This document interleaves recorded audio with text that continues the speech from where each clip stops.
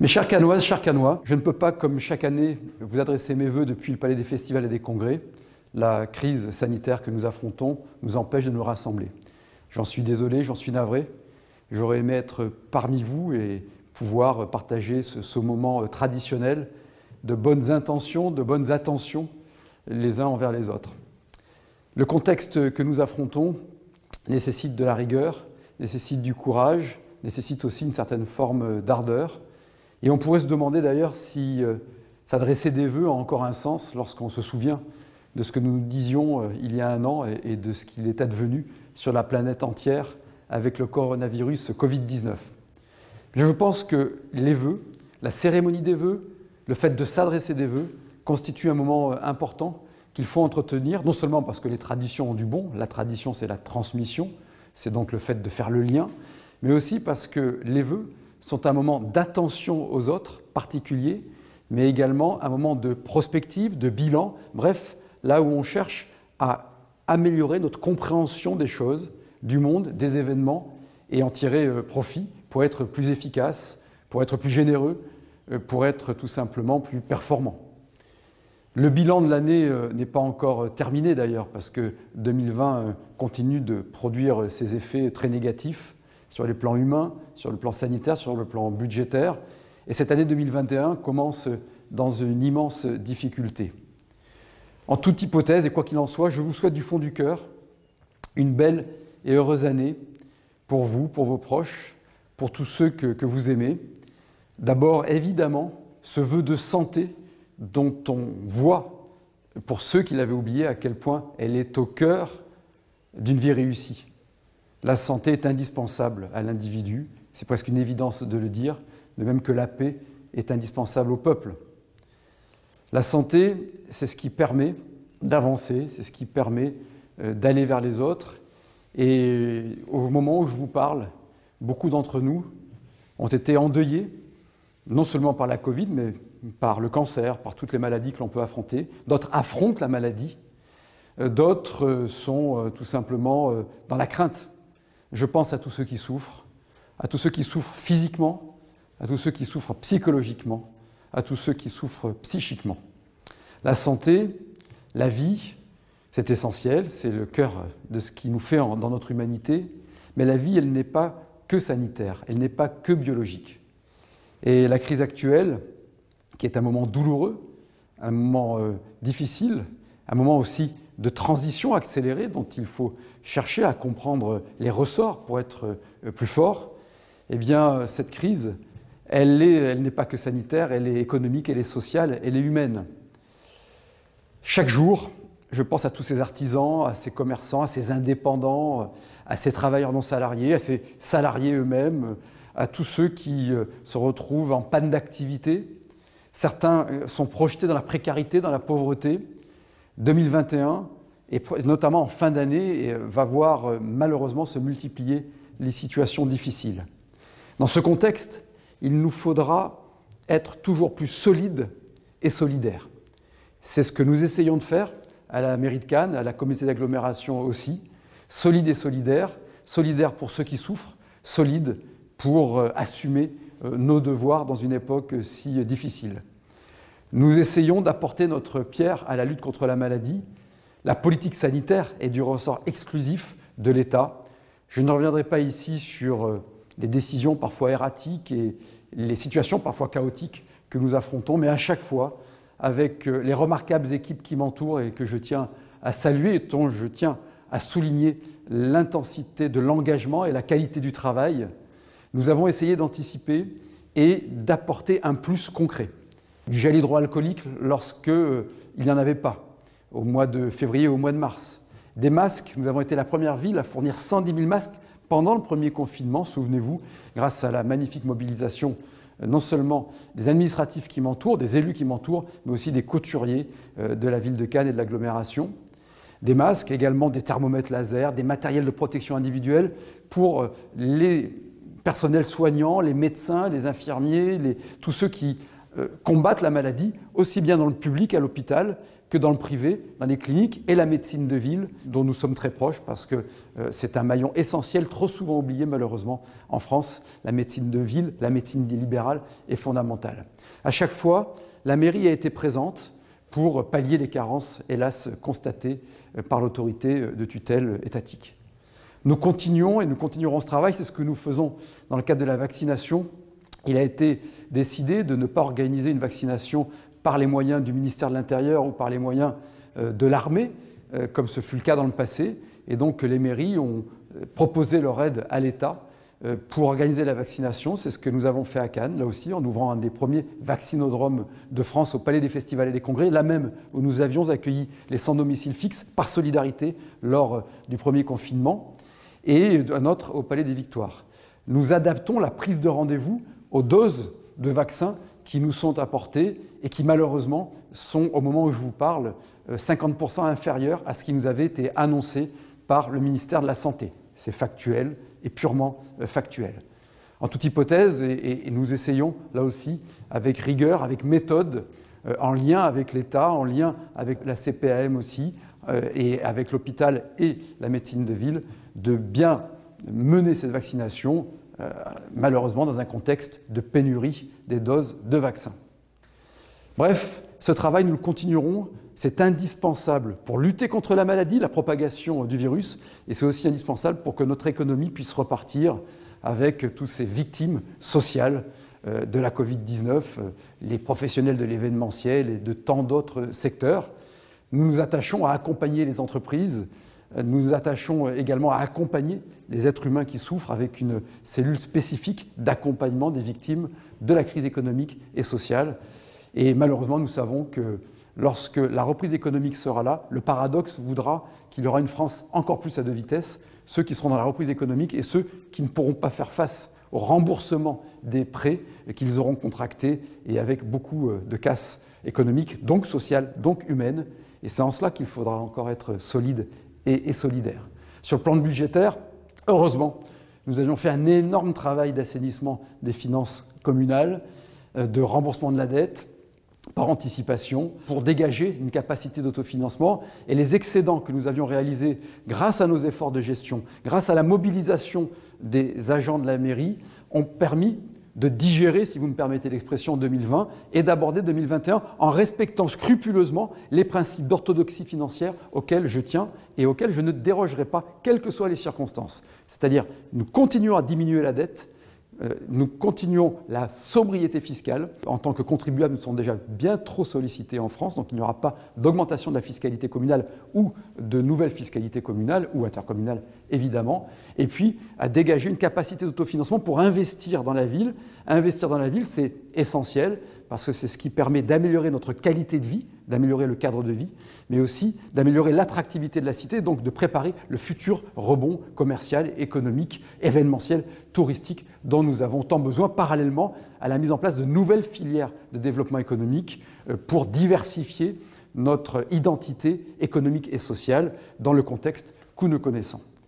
Des quartiers entiers vont faire l'objet encore de travaux d'amélioration et d'embellissement en continuant la baisse de la dette et sans donc augmenter la fiscalité locale grâce aux efforts d'organisation, de productivité que nous menons pour diminuer les dépenses de fonctionnement et dégager des capacités d'investissement, ce qui, outre l'amélioration du cadre de vie et des équipements collectifs, permet aussi d'injecter des moyens dans l'économie locale et d'atténuer comme on peut la crise et de préparer, je le disais, le rebond économique et social.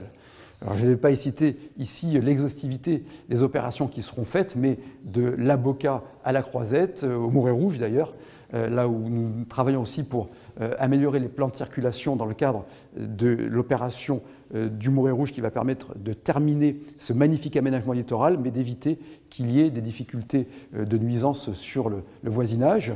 Donc, je ne vais pas être exhaustif, mais le Mouret Rouge, je viens de l'évoquer.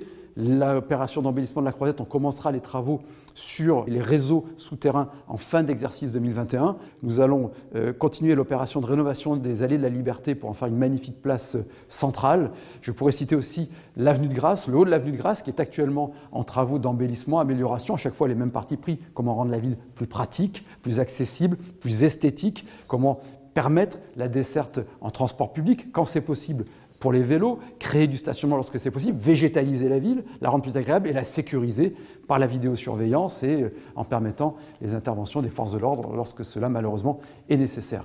Avenue de Grasse, je viens d'évoquer le centre, on peut citer la rue Foch et tout le centre de Cannes qui va continuer à s'embellir, à s'améliorer pour soutenir la compétitivité de l'espace public, la commercialité de notre ville. Bien sûr, le projet Nouvelle Frayère qui progressivement franchit toutes les étapes et vous verrez des travaux là aussi s'engager, de même que nous continuons les opérations à la Boca et je le disais sans être exhaustif, on a repris les opérations sur le littoral bocassien dans le cadre du programme dit Boca Cabana où nous avons engagé les phases 3 et 4 pour faire de belles esplanades piétonnes, un nouveau parking qui sera derrière la voie ferrée pour bien irriguer les plages, les kiosques et tous ces espaces publics, une piste cyclable et des espaces de sport en plein air, ce qui permet d'apporter un style de vie, un style de ville. C'est absolument nécessaire là aussi.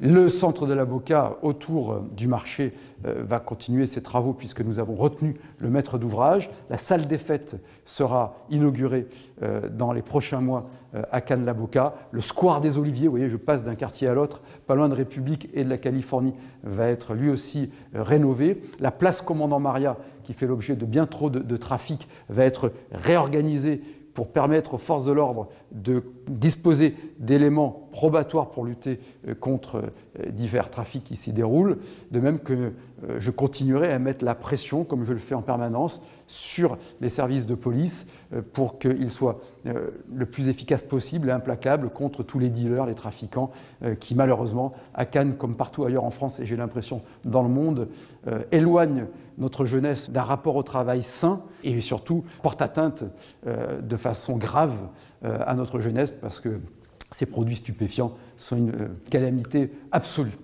L'environnement est au cœur évidemment de nos actions et pas seulement de nos préoccupations. Ce serait beaucoup trop long d'évoquer tout ce que nous faisons, outre la végétalisation de la ville, le projet de l'ouverture du toit du marché Fort-Ville que je présenterai bientôt, puisque nous avons bien avancé dessus, mais la protection du littoral, la protection de la mer, la protection de la baie se retrouvent très concrètement par les actions qui sont faites, les filets aux exutoires des vallons, l'amélioration du système pluvial, l'amélioration de l'assainissement, la lutte contre l'incivisme en terre et en mer, c'est absolument essentiel pour lutter contre le réchauffement climatique, lutter pour la biodiversité, permet de faire des pièges à carbone. Bon, ce serait beaucoup trop long, mais nous continuons à travailler dans cet esprit-là. Donc ce travail continuera pour embellir, pour dynamiser Cannes, malgré le contexte. Il faut apporter de la stabilité dans ce contexte totalement instable.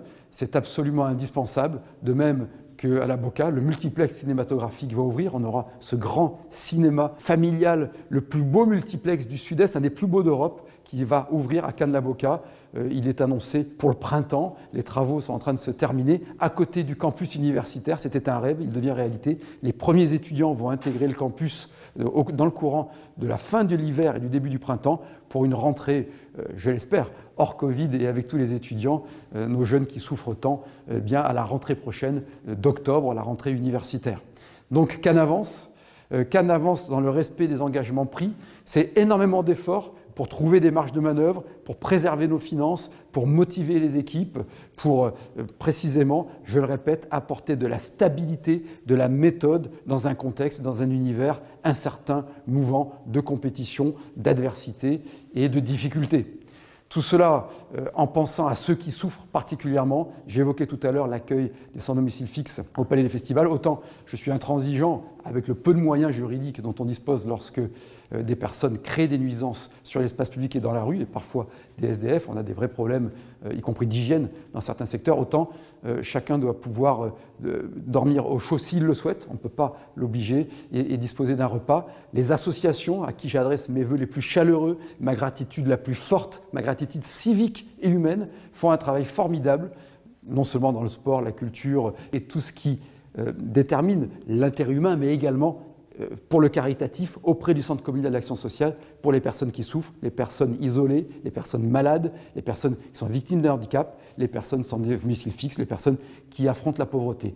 On a ouvert un deuxième centre d'accueil pendant cette période de crise, ça a été au Palais des Festivals, maintenant c'est dans la salle 1901, il est provisoire, mais c'est une question de dignité humaine. Chacun doit se dire qu'il a sa place dans la société, c'est absolument fondamental. De même que que des personnes âgées à faible revenu. J'ai toujours été très marqué par la difficulté pour des personnes âgées isolées et qui ont peu de revenus de pouvoir bénéficier de soins en voyant parfois les prix très élevés de ce que l'on appelle les EHPAD ou les maisons de retraite. Eh bien, je suis très heureux, c'est un projet auquel je tenais, sur lequel nous nous sommes battus avec le directeur de l'hôpital et avec ceux qui nous ont accompagnés, avec le conseil départemental notamment, avec l'ARS aussi. Nous aurons un nouvel établissement public pour personnes âgées, dépendantes, malades et à faible revenu, qui sera magnifique, beau. Le beau, contrairement à ce que l'on pense, ne coûte pas plus cher et il est plus durable. Et on augmente nos capacités d'accueil de 87 chambres, donc ce qui permettra de proposer des solutions nouvelles pour les personnes âgées, dépendantes, malades et à faible revenu. Donc vous le voyez, une dynamique qui touche toutes les générations, une volonté ardente de défendre les intérêts de notre ville, une volonté farouche de préparer la reprise économique et sociale et un devoir absolu d'être solidaire de ceux qui souffrent et qui vont souffrir dans cette période de crise, mais aussi de transformation accélérée dans un monde instable, avec une géopolitique dangereuse, avec des menaces sur notre démocratie, des menaces internes. Notre atonie démocratique doit être combattue, l'incivisme doit être combattu, l'insécurité doit être combattue, ce sentiment d'impuissance publique qui porte atteinte à l'image de la démocratie. Il faut réorganiser l'appareil d'État pour qu'il retrouve le sens de la performance, créer de la responsabilité, qu'on arrête de diluer dans des comités les responsabilités, qu'on soit plus simple, plus efficace, plus direct, comme on le fait dans une entreprise, comme on le fait dans une mairie, comme on le fait dans la vie en général, comme on doit pouvoir le faire et comme certains pays ont su le faire dans l'administration centrale, dans l'administration de l'État, en redonnant du pouvoir aux préfets, en enlevant les échelons intermédiaires, producteurs de bureaucratie, d'entraves et de surcoûts. Voilà, mes chers Cannois, ce que je voulais rapidement esquisser. Nous vivons dans une époque de grande instabilité, de grands troubles. La période que nous vivons nous rappelle ce qu'est l'histoire. Nous avions parfois eu tendance à l'oublier, en tout cas chez les jeunes générations, mais les générations précédentes ont toutes vécu des guerres, des épidémies et des moments tragiques et douloureux. Ce n'est pas ce que je nous souhaite. Mais en revanche, il faut être lucide. Nous affrontons une période structurellement difficile. Cette épidémie n'est pas terminée, loin de là, et il risque d'y en avoir d'autres. De même, le monde est dangereux. Le monde est bouleversé. L'émergence d'une hyperpuissance chinoise dans un pays dictatorial qui maîtrise parfaitement les technologies du numérique, qui peuvent être source d'émancipation, mais aussi d'aliénation. Le nouvel empire ottoman qu'essaie de créer le président turc Erdogan sur un fond de terrorisme islamiste qui aujourd'hui est une réalité sur la planète entière. Des phénomènes de violence urbaine, la faiblesse de l'appareil d'État, la désorganisation de notre administration d'État, malheureusement, qui montre ses carences sur ses fonctions de base, dites régaliennes, la non-exécution des peines, l'incapacité très souvent à lutter contre les trafiquants, le manque de moyens pour ceux qui défendent une société solide. Et il faut leur rendre hommage à cela. Nos policiers nationaux, nos policiers municipaux, ceux qui nous aident d'ailleurs en général, j'ai évoqué tout à l'heure les soignants, merveilleux, il faut citer aussi les sapeurs-pompiers, bref, tous ceux qui font que la société tient, les gendarmes. Pensons à nos militaires qui se battent pour nous, pour nos valeurs, pour nos intérêts. Au Mali, certains meurent, les familles sont endeuillées. Donc nous devons avoir, en tant que citoyens, l'ardente exigence de contribuer au débat et de faire en sorte que notre pays se régénère, que notre pays soit fier de ce qu'il est, que notre pays a une belle histoire, a de magnifiques paysages qu'il faudrait bien mieux préserver. Notre pays peut être une grande puissance éducative, alors que notre éducation a régressé depuis 40 ans, toutes les études le prouvent. Notre pays doit être une grande puissance culturelle. Notre pays a des atouts dans la planète actuelle. Ce sont ces atouts-là qu'il faut cultiver localement et partout, et tout passera par la capacité de notre administration à se réorganiser.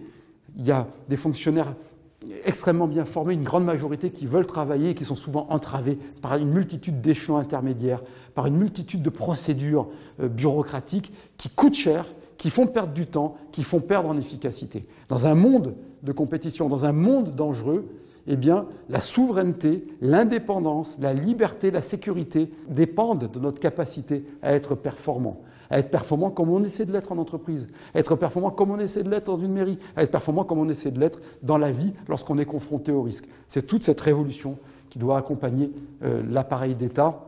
Et l'appareil d'État, eh bien, il ne dépend que de nous de contribuer à l'améliorer par nos choix. Voilà, mes chers amis, ce que je souhaitais vous dire.